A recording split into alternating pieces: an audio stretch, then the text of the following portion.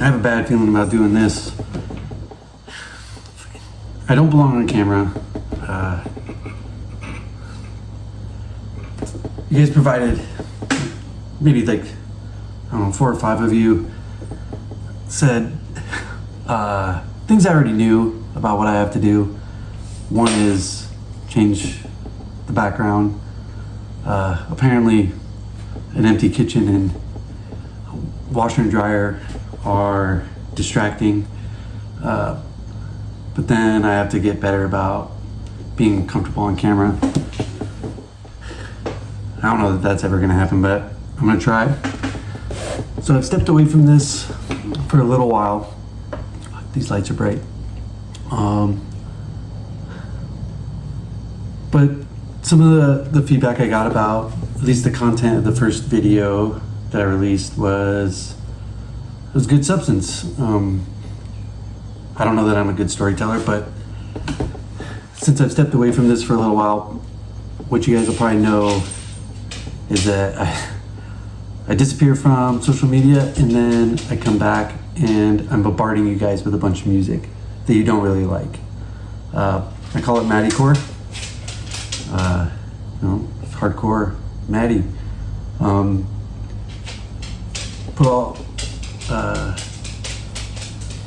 Dispel anything. Yes, I did use AI, but I did write all the lyrics.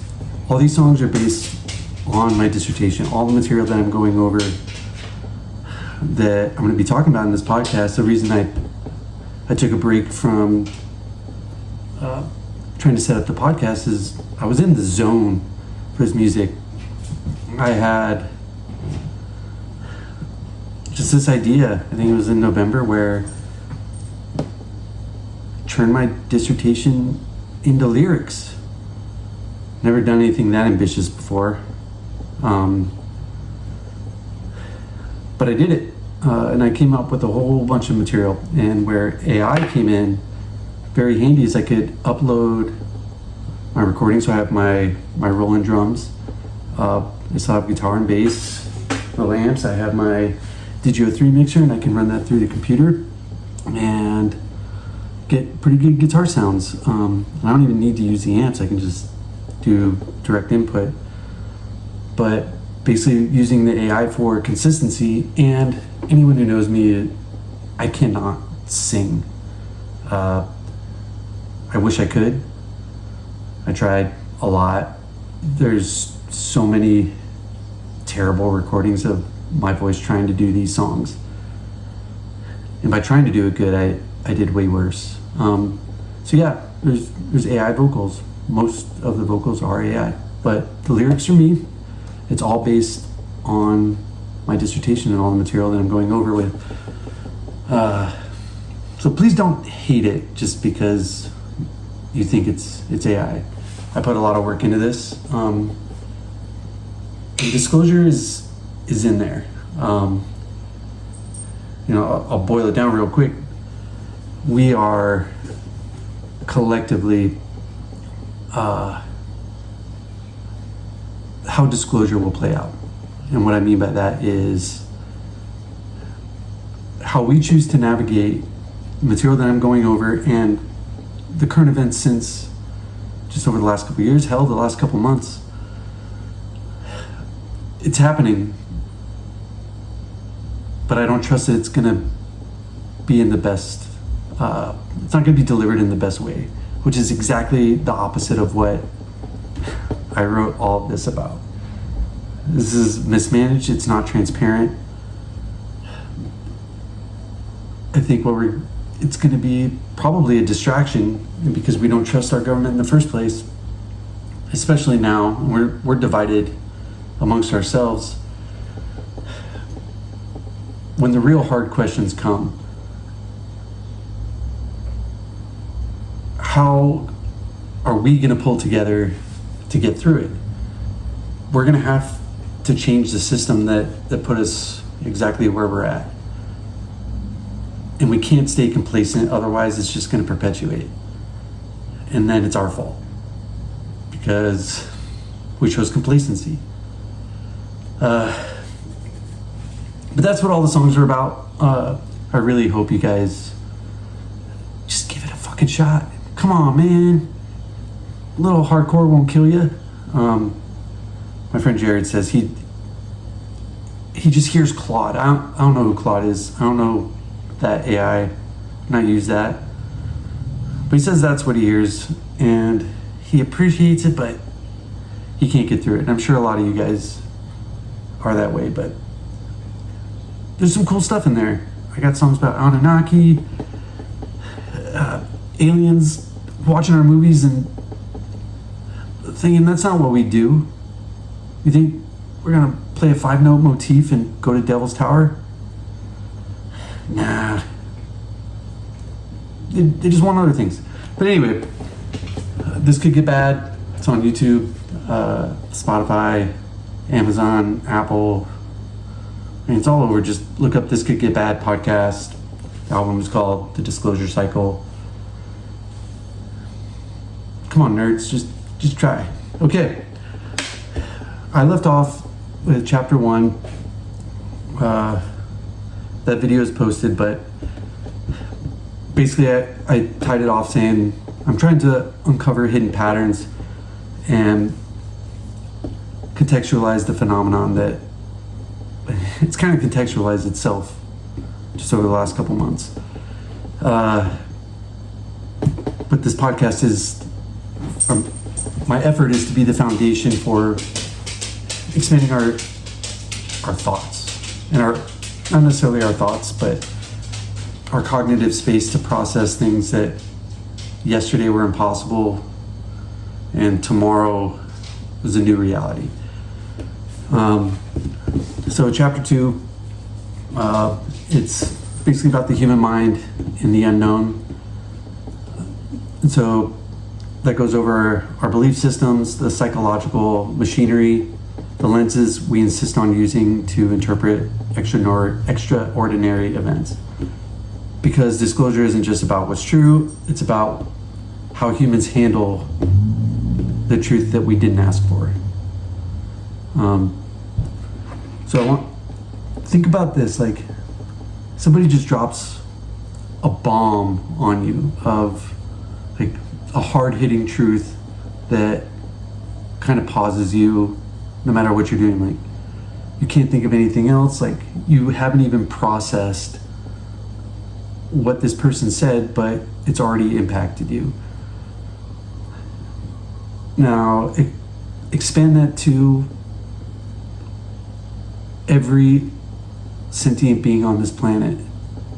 I guess we can only communicate verbally with other humans. So we're gonna all collectively go through this shock together. Some people might be a little bit more prepared because this is already how their thought processes go. I have a laser pen around here.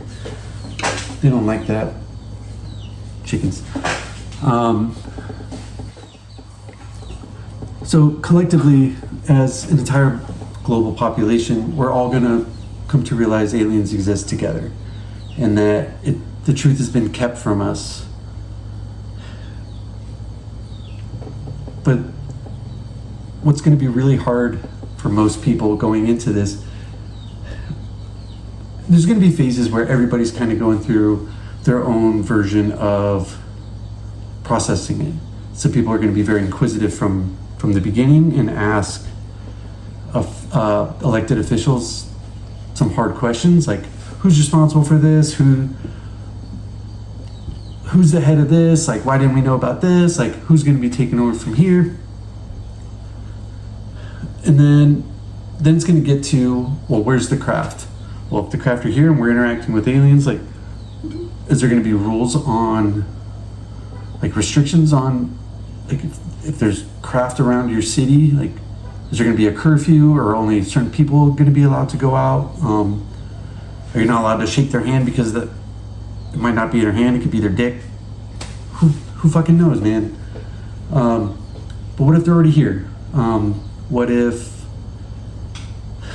they're not physical beings like we would think that they are?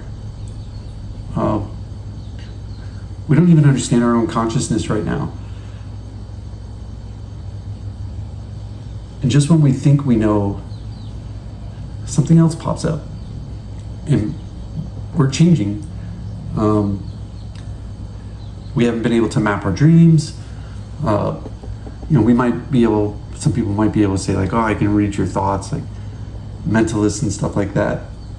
Maybe they can, but we can't map it. We can't put it into a picture that, you can show your grandma and be like, oh, this is what this means. Like, we can do this now.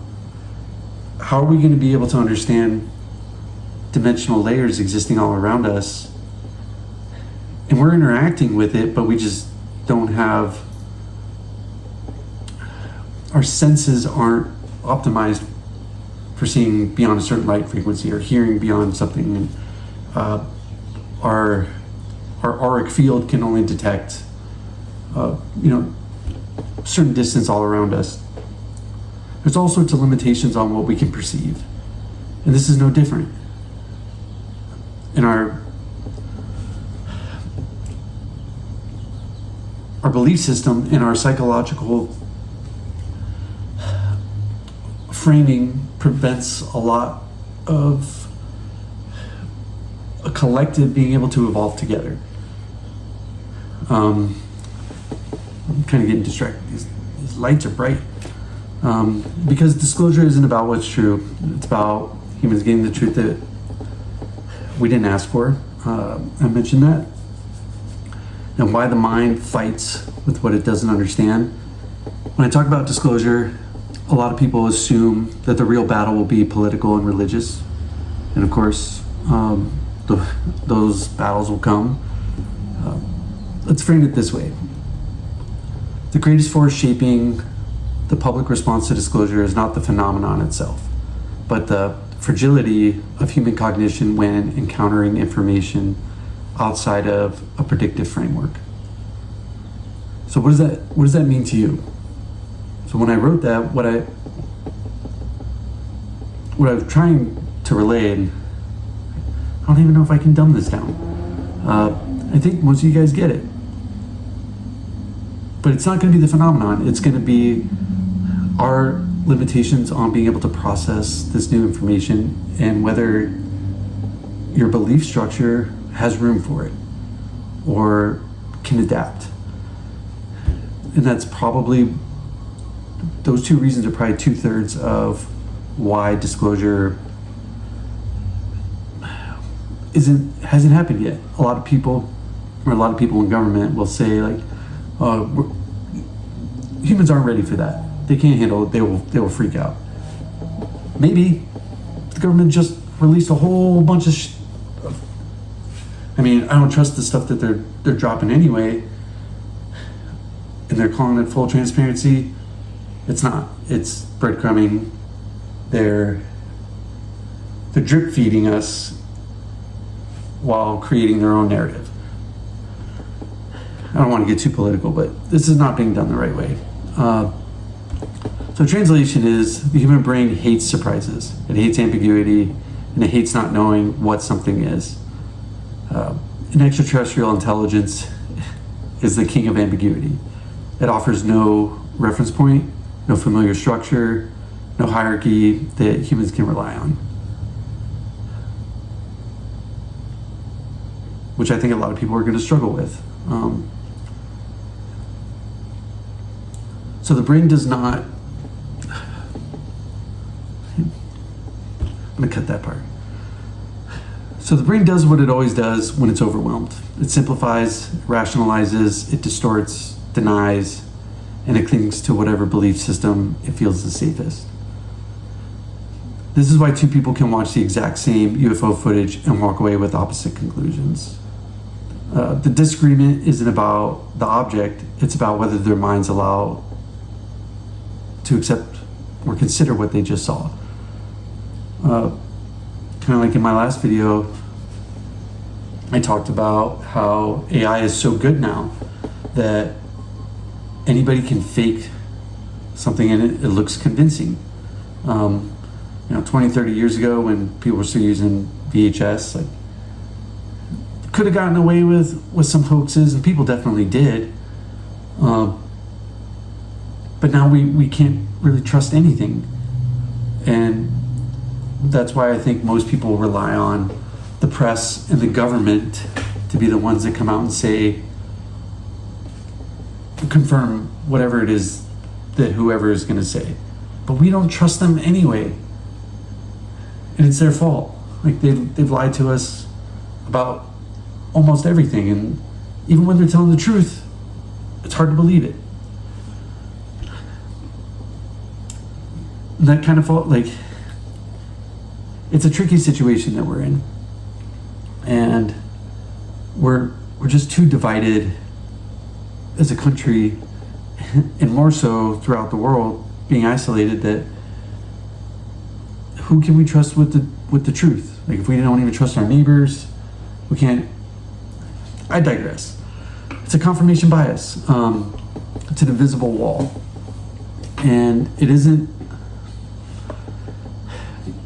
Confirmation bias plays a central role in shaping this topic, UAP and UFO perspectives, reinforcing existing beliefs and polarizing public discourse. Everything about disclosure slams straight into this wall. Skeptics will only accept explanations that maintain the world that they already understand.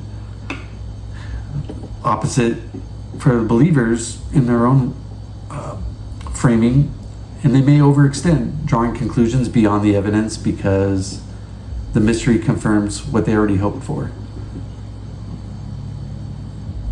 Something happening? Am I getting a call? Weird. The general public feels the emotional undercurrent before it feels the logic, and without breaking through the confirmation bias, the entire disclosure conversation is doomed before it even starts. And this is why I emphasize so much in this podcast and my discussions with all of you that we cannot move forward if people are still fighting to protect the worldviews instead of trying to expand them. Does that resonate with you? Like, it's not even just about this topic. It's everything, and we've been pushed away from each other that we can't even do that. And it's a matter of intelligence, and our cognitive survival is at stake. Religion, belief, and the threat to meaning. If there's one area where disclosure hits hardest, it's theology. And I don't say it lightly. Religious systems, they provide meaning, belonging, hierarchy, and purpose. And disclosure directly challenges that idea. The idea that human beings alone are exceptional, we're central, we're a focus point for everything we know about creation. I remember having a fairly agnostic conversation with somebody when I lived on Oahu. I don't remember if they were Mormons or, they were very nice women. They were just going door to door and handing out pamphlets and trying to get people to have a conversation about, Jesus and God. And I remember almost being not offended, but like perplexed that they were saying, like, all of this is here for us, as if we're a supreme being, and as if God wants to give us everything we want and then make us hurt and struggle and feel all these great things, but none of this exists for chickens or the other flora and fauna. We're raping and pillaging the natural world, and I just remember thinking, like, how entitled devout religious followers, I guess, like, they just feel so entitled to something they know nothing about. And I don't mean that offensive, as if you don't know anything about religion, but saying God is, I can't fathom it. But it's also saying that I can't fathom exactly what aliens are because I've never met one. I don't, maybe, definitely on some psychedelic trips. Had some weird times with those guys. But anyway, religious systems provide meaning, belonging, hierarchy, and purpose. And disclosure may result in profound disruptions to that doctrine, identity, and eschatology, necessitating the reinterpretation rather than abandonment of faith and frameworks. And a lot of my songs that I know most of you guys haven't listened to are exactly this. It's how we're dealing with religion, how we're dealing with a societal shakeup, and then accountability towards our government and the government fearing us. And that's probably a huge reason why if the church, like let's just say the Vatican, for instance, has known about the existence of aliens or they've been hiding it, who's going to answer for it? And what does that do to their autonomy? They don't pay taxes. They're not really like bound by any government laws, like no matter which country they're in. They have their own armies. They have their own science departments and astronomy. They control the faith of every Catholic in the world, and they get all of its donations. They don't have to pay anything on it. And if it would be pretty naive to think that there's not an understanding, at the very least, between various world governments and these religious organizations. And these aren't small questions. They strike at the foundation of the meaning. And this is part of why historically religion or religious institutions are very wary. Not because they fear extraterrestrials, but because they fear losing control of that interpretation. I got ahead of myself, didn't I? We see hints of adaptation already. Vatican statements on brother extraterrestrial life, for example.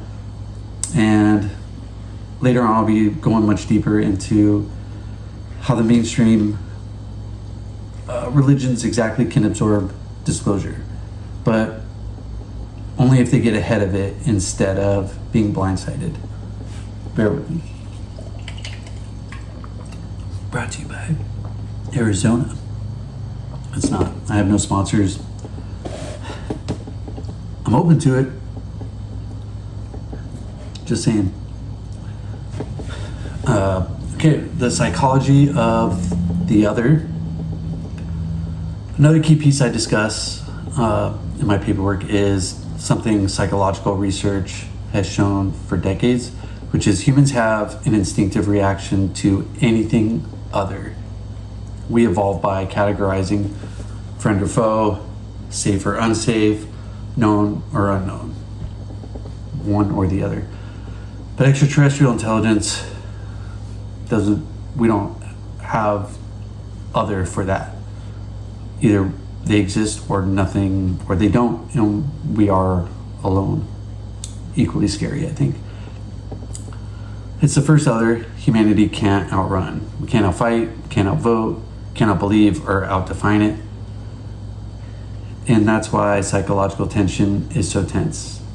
Disclosure raises the first existential question humanity has had since we realized Earth isn't the center of the universe. What does it mean to be human when we're not the only intelligent species? And are we even intelligent? In contrast, no, there's popular reference like, I can't have a conversation with an ant. We're obviously intelligent enough. They do what they do.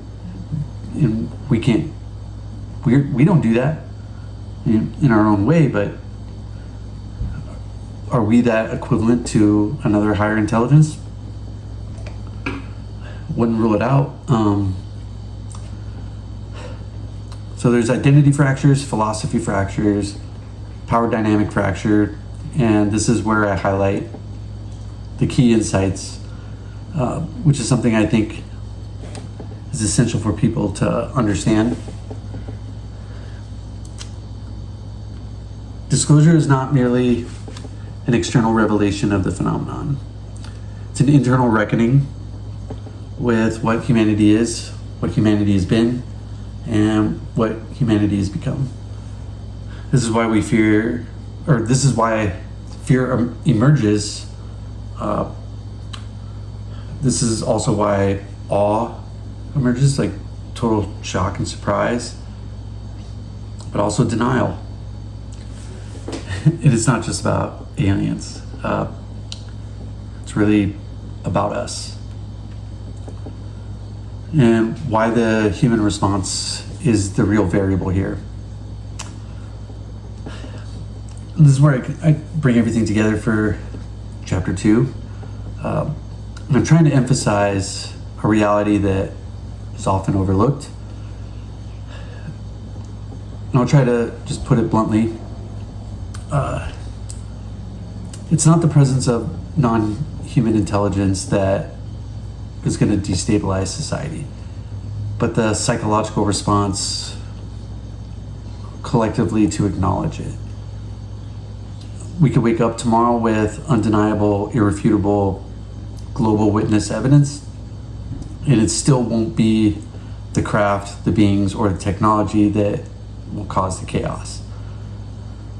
It'll be a collapse of assumptions, the loss of control, the unraveling of decades of institutionalized narratives, the fear of what comes next, and the confrontation of the unknown.